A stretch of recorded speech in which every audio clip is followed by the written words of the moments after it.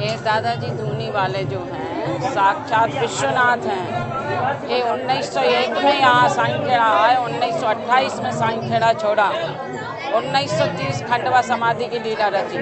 इनका कोई जन्म नहीं है, ये अवतारी संत है साक्षात विश्वनाथ। इनने मरों को जिंदा किया साईंखेड़ा में। तो गुरु की महिमा अनंत होती है बेटे।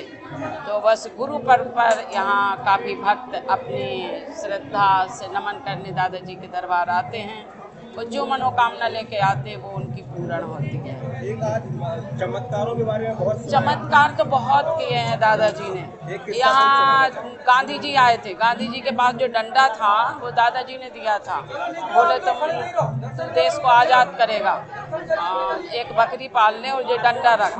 तो तुमने डंडा देखा होगा, गांधी जी के पास था, उनसे ऊंचा था। और नेपाल नरेश यहाँ पर आए हुए थे, वो काफ़ी हीरे जवाहरात के थाल लाए, दादाजी ने सब धूनी में छोड़ दिए।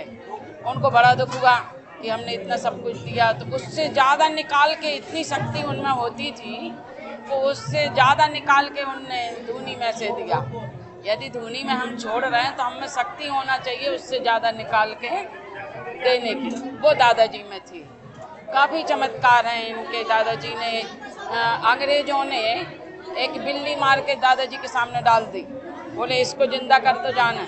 दादाजी ने मारा डंडा और वो बिल्ली जिंदा हो गई और उनके पादरी के पीछे पूरा चक्कर लगाने लगी। तो वो घबरा के उसने साष्टांग दंडवत की और अंदर फोटो रखी हुई है जिसमें दादाजी के हाथ में डंडा है, टोपा है और कोट है।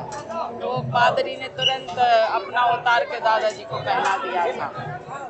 काफ़ी चमत्कार है दादाजी के, आज भी हैं बेटे, आज भी बहुत दादाजी बिल्कुल साक्षात रूप में यहाँ पर हैं। हमारे गुरु बर्फानी दादाजी जो दादाजी के साथ ही रहे, उनका कहना था कि एक रात यहाँ रुकने भर दें दादाजी तो वो स्वयं सिद्ध हो जाता है।